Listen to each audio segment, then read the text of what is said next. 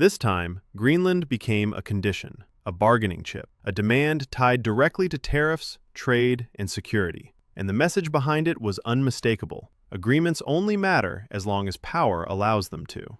Behind closed doors in Brussels, panic turned into calculation. In Washington, confidence turned into defiance. And in the middle of it all, Canada stepped forward with a line that hadn't been drawn this clearly before. What followed wasn't just another trade dispute. It was the most serious test of Western alliances in years. And once you see how it unfolded, it becomes clear this was never really about Greenland at all. But that part of the story comes later. The warning arrived fast and without subtlety. Trump announced sweeping new tariffs targeting goods from 8 European countries, starting at 10% and escalating sharply to 25% within months. Denmark was squarely in the crosshairs. The reason wasn't economic imbalance or trade violations. It was Greenland. According to the administration's framing, European nations had crossed a line by supporting symbolic NATO military exercises on the island. Exercises that, on paper, were modest, symbolic, defensive. But in Washington's new calculus, symbolism was enough. The tariffs were framed as leverage, pressure designed to force movement on a separate issue entirely. Even if the tariffs never fully materialized, the threat alone sent shockwaves through European markets. Investors understood what this meant. Trade was no longer being treated as trade. It was now an enforcement tool, a lever tied to sovereignty. European officials saw something else even more alarming. This ultimatum openly ignored a trade deal negotiated and announced barely 6 months earlier, a deal that had been celebrated as stabilizing transatlantic relations, a deal that now appeared to mean nothing. And that realization changed everything. But Europe wasn't just stunned, it was angry. The US-EU trade agreement had been sold as a reset. Negotiated in Scotland, it was meant to cool years of tariff disputes and rebuild trust. While not fully implemented, it had political momentum. Parliamentary approvals were moving forward, businesses were already planning around it. Then, Trump tied tariffs directly to Greenland. Inside Brussels, emergency meetings were convened. Ambassadors gathered late into the night, not to negotiate, but to assess damage. According to reports, lawmakers immediately began questioning whether the agreement was even viable anymore, not because of tariffs themselves, but because of what they represented. If trade access could be revoked based on territorial demands, then the deal wasn't a deal at all. It was conditional obedience. European officials began openly discussing delaying ratification. Some signaled that approval might be frozen entirely. The logic was simple. If agreements could be overridden by social media ultimatums, there was no legal certainty left to protect them. This wasn't just a policy disagreement, it was a credibility crisis. And in moments like that, Europe has only one real response: escalation. Buried deep inside EU law is a mechanism designed for extreme moments.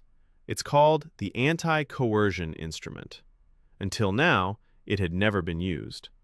Mostly, it existed as a deterrent, a warning sign no one wanted to test. That changed the moment Greenland became a condition.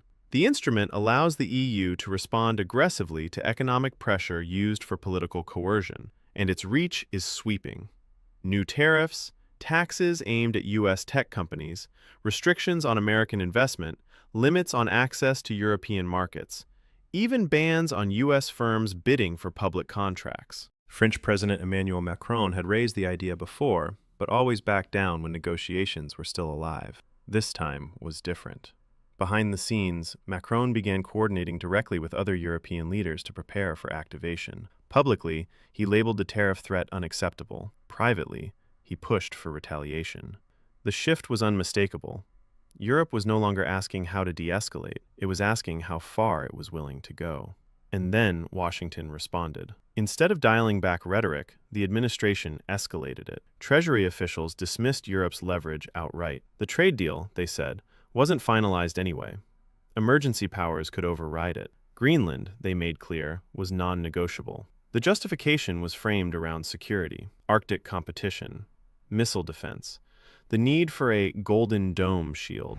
Europe's past reliance on Russian energy was cited as proof it couldn't be trusted to manage strategic regions. Then came the line that landed hardest. Europe projects weakness. The US projects strength. That statement didn't just inflame diplomats. It hardened opposition. It reframed the issue as dominance, not defense. Inside Washington, cracks began to show. Some advisors suggested cooler heads should prevail, that negotiations were still possible, but their voices were drowned out by a louder message. Pressure works. Except this time, it didn't. For once, resistance didn't come only from abroad. A rare bipartisan group of U.S. senators issued a joint warning urging diplomacy over threats. Libertarian voices went further, calling the entire premise ridiculous. There was no emergency, they said, no justification for tying trade to territorial demands. Others accused the administration of pursuing a resource grab. Greenland's minerals, strategic positioning, long-term control under the guise of security. Some warned that forcing the issue could fracture NATO itself, that a takeover, even hypothetical, would undermine decades of alliance trust. The administration dismissed those concerns. European leaders would come around, they insisted. They always do. That assumption would soon be tested, because someone else entered the conversation. Canada's response didn't arrive with threats, tariffs, or dramatic ultimatums. It arrived with something far more unsettling for Washington: clarity. Prime Minister Mark Carney made it explicit that Greenland's future belongs to Greenland and Denmark alone. No conditions, no bargaining, no ambiguity. And in doing so, Canada became the first major Western ally to publicly draw a hard line where others were still choosing their words carefully. This wasn't a symbolic statement meant for headlines. It was strategic. Canada understands Arctic politics better than most. It understands how quickly security language can be used to justify permanent pressure. And it understands that once sovereignty becomes negotiable for one ally, it becomes negotiable for all. Today, Greenland. Tomorrow, something closer to home. Carney also acknowledged the seriousness of the escalation. This wasn't framed as routine diplomacy or political theater. He openly expressed concern about how far things had gone and how fast trust was eroding.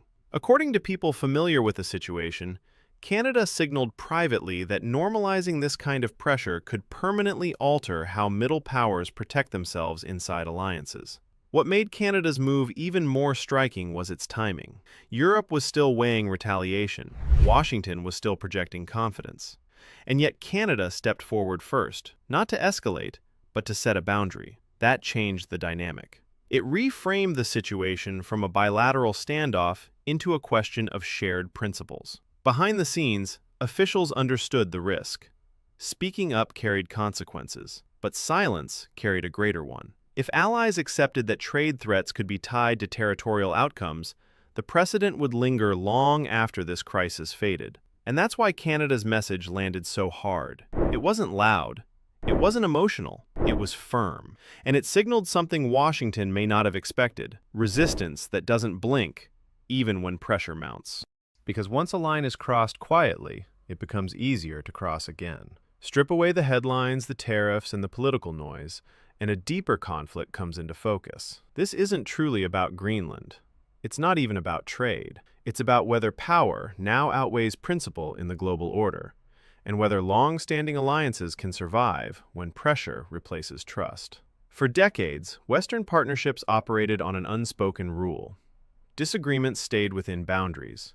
Trade disputes were handled through negotiation. Security concerns were debated behind closed doors. Sovereignty was treated as untouchable, especially among allies. What changed here is that those lines were blurred on purpose. Trade was no longer leverage within negotiations. It became a weapon tied directly to territory.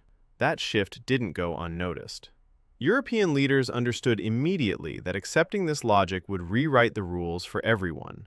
If one country could be economically squeezed into surrendering political ground, then no alliance was truly secure. Stability would depend not on agreements, but on who could apply the most pressure at any given moment. This is why the reaction has been so severe. Behind the scenes, diplomats aren't just calculating tariffs or countermeasures.